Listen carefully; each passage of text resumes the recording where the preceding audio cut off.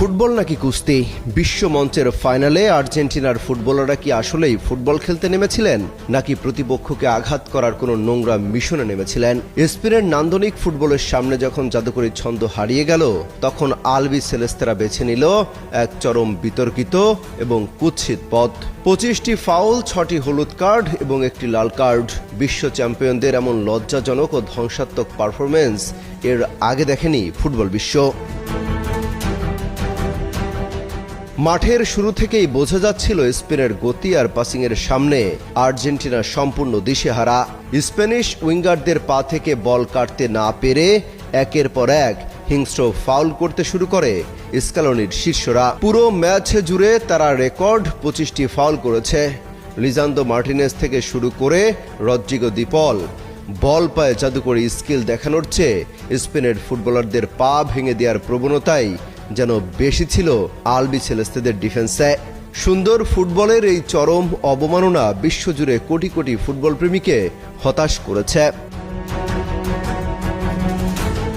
আর্জেন্টিনার এই নোংরা কৌশলের শাস্তি দিতে রেফারিও কোনো কার্পণ্য করেননি। একের পর এক মোট 6টি হলুদ কার্ড দেখতে হয়েছে আর্জেন্টিনাকে। এমনকি ডাগআউটে দাঁড়িয়ে মাথা গরম করে হলুদ কার্ড খেয়েছেন খোদ কোচ লিওনেল স্ক্যালোনিও। তবে লজ্জার চূড়ান্ত রূপ দেখা যায় ম্যাচের যোগ করার সময়ে। স্পেনের তরুণ পাউ কুবার্সিকে বাজেভাবে ফাউল করে নিজের দ্বিতীয় হলুদ কার্ড তথা লাল কার্ড দেখে মাঠ ছাড়েন মিডফিল্ডার এনজো ফার্নান্দেজ। অতিরিক্ত সময়ের মহাগুরুত্বপূর্ণ মুহূর্তে দলকে 10 জনের দলে পরিণত করে এক চরম অপেশাদারিত্বের পরিচয় দিলেন এই আর্জেন্টাইন তারকা। আর্জেন্টিনার এই ডার্টি গেম বা নোংরা কৌশল শেষ পর্যন্ত তাদের নিজেদের জন্যই কাল হয়ে দাঁড়ায়। 10 জনের দল নিয়ে স্পেনের সাঁড়াশি আক্রমণ সামলাতে গিয়ে অতিরিক্ত সময়ে আর টিকতে পারেনি তারা।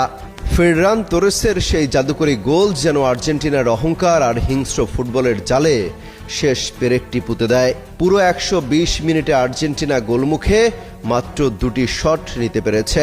আক্রমণ করার চেয়ে প্রতিপক্ষকে ফাউল করার পেছনে যারা বেশি শক্তি খরচ করে তাদের ভাগ্যে শিরোপা নয়, বরং এমন কলঙ্কজনক পরাজয় জোটে।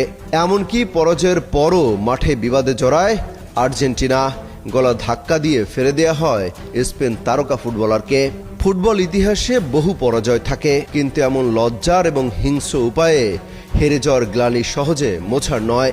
বিশ্ব চ্যাম্পিয়নদের কাছ থেকে এমন নেতিবাচক ফুটবল কেউই আশা করেনি।